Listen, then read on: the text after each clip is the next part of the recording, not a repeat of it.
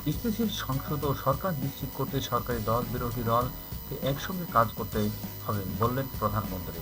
এরপরে যে রয়েছে খবরটি রয়েছে, সংস্কারের বাহানায় যদি নির্বাচন হতে না দেয় সেই জন্য আপোস করে জুলাই সনদে সই করেছে বললেন স্বরাষ্ট্রমন্ত্রী। সম্মানিত ভিউয়ার্স, আপনারা যারা আমার এই চ্যানেলে নতুন হয়েছেন তারা অবশ্যই চ্যানেলটিকে সাবস্ক্রাইব করে পাশে থাকা বেল বাটনটি চাপতে আমার সঙ্গে থাকবেন। চলুন আমরা মূল খবরে চলে যাই।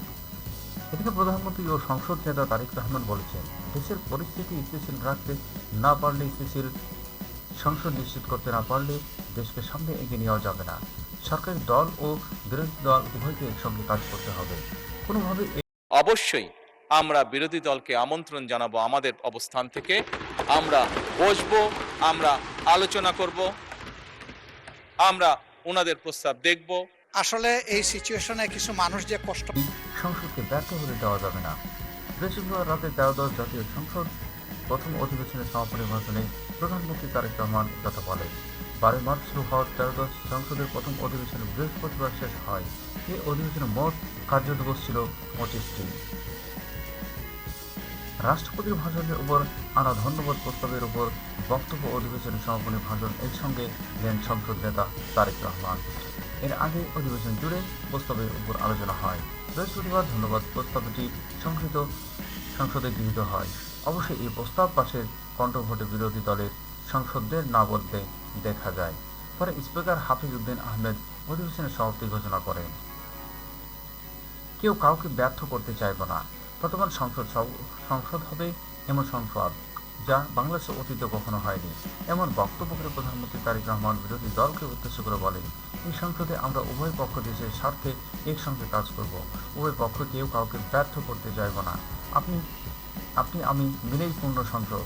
যে কোনো একজন ব্যর্থ হলেই বাংলাদেশ ব্যর্থ হয়ে যাবে। বর্তমান বাংলাদেশে এই সংসদ হাজারো শহীদের রক্তের উপর দাঁড়িয়ে আছে উল্লেখ করে প্রধানমন্ত্রী তারেক রহমান বলেন, বিরোধী দল ও সরকারি দলের মধ্যে অনেকগুলো বিষয় দ্বিমত থাকবে, বিতর্ক হবে, আলোচনা হবে, কিন্তু কোনোভাবেই এই সংসদকে ব্যর্থ হতে দেওয়া যাবে না।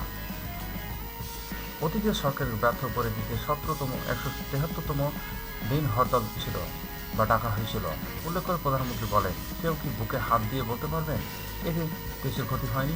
সেই ক্ষতির মাসুল মানুষের বছরের পর বছর টেনে নিয়ে যেতে হচ্ছে। প্রধানমন্ত্রী তারেক রহমান বলেন, এই সংসদ মানে পুরো বাংলাদেশ। এই সংসদের সফলতা মানেই ভবিষ্যতে সমৃদ্ধ বাংলাদেশ।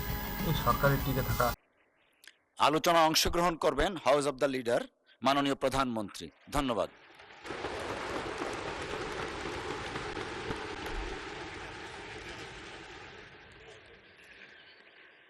স্পিকার, মানে সমৃদ্ধ পথে এগিয়ে যাওয়া।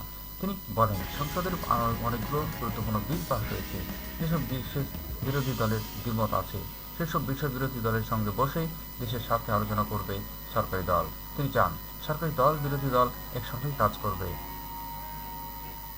বিরোধী দল থেকে ডেপুটি স্পিকার দেওয়ার জন্য প্রস্তাব দেওয়ার কথা উল্লেখ করেন প্রধানমন্ত্রী। সে প্রস্তাবে এখনো আছে। নিজের আসনের দিকে ইঙ্গিত করে প্রধানমন্ত্রী তারেক রহমান বলেন, দেখলে মনে হয় এই চেয়ারে বসতে আরাম, কিন্তু এই চেয়ারটাতে বসতে তার মনে হয় প্রতি মুহূর্তে আগুনের তাপ আসছে। প্রধানমন্ত্রী বক্তব্যের সময় বিরোধী দলের অনেক সদস্য টেবিল চাপড়ান। বিষয়টি উল্লেখ করে প্রধানমন্ত্রী বলেন, আমি হয়তো আরো পপুলার কথা বলতে পারতাম, যেটা আরো অনেক বেশি তালি হতো, কিন্তু এই চেয়ার আমাকে বলে আমি সব সময় পপুলার কথা বলতে পারি না।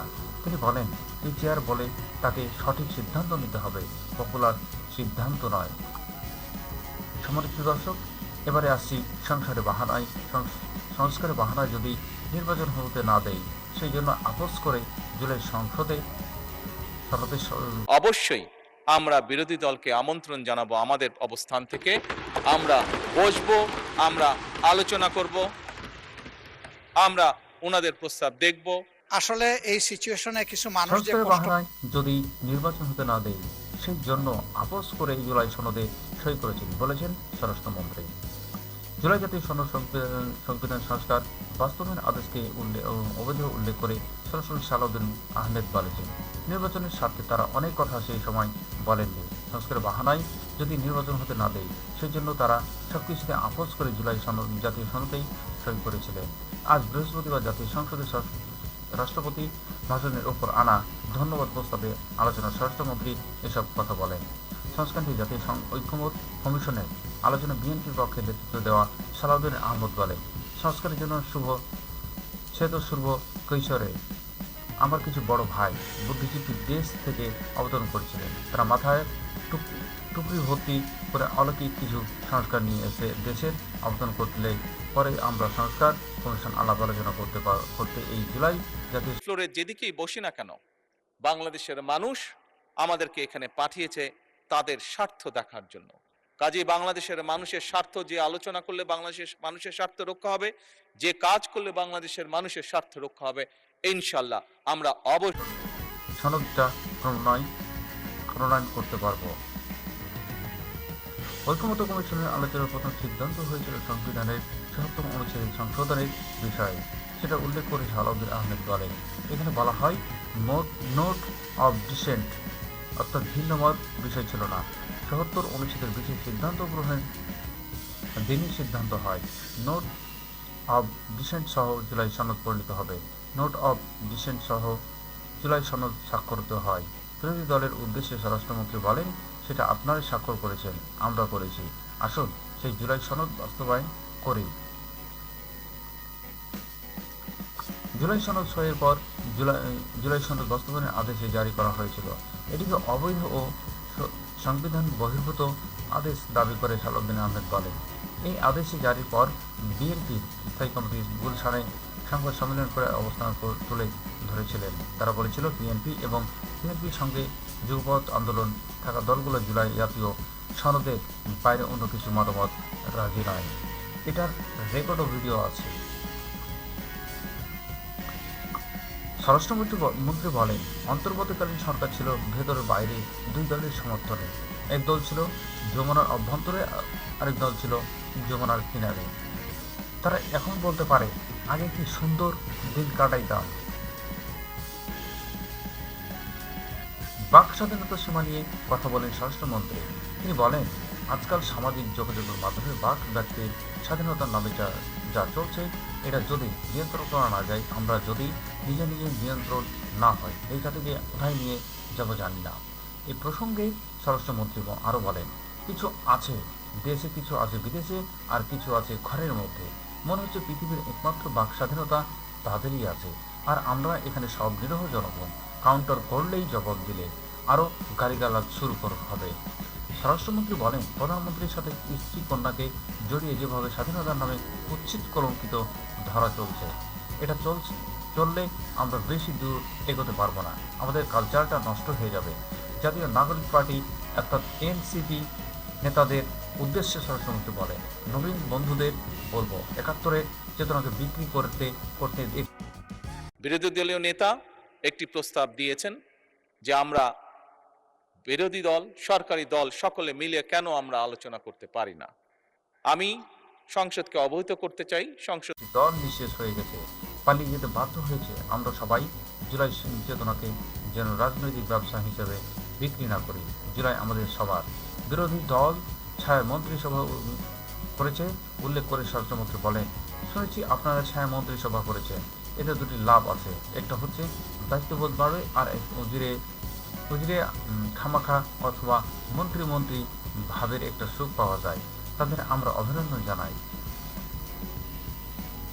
জামাতের কোনো ব্যাংক নেই। বিরোধী দলীয় উপনেতা সৈয়দ আবদুল্লাহ মোহাম্মদ তাহেরের এমন দাবির জবাবে বিএনপি স্থায়ী কমিটির সদস্য সালাউদ্দিন আহমেদ বলেন, ব্যাংকের বিষয়ে বলা হয়, আমাদের কোনো ট্যাঙ্ক নেই। আবার যখন কথা বলছে তখন ওম করছে, কৃতিত্ব দিচ্ছেন। ব্যাংক থাকা তো ভালো, অস্বীকার করার দরকার কি? তবে শুধু দুষ্টু লোকেরা বলে, কত শতাংশ শেয়ার কার আছে, এটা খোলাসা করার দরকার। তাহলে এই যে ব্যাংক দখল হয়েছে, অন্তর্বর্তী সরকারের সময়ে ব্যাংক দখল হয়েছে, আওয়ামী লীগের সময়ে হয়েছে। কেউ ইন্টেলিজেন্স ব্যবহার করে হোটেলের দিকে নিয়ে পড়েছে, আবার কেউ সরাসরি নারায় তাকবীর আল্লাহু আকবার বলে নেমে গেছে। দখল হয়েছে, স্টাইলটা ছিল একটু ভিন্ন।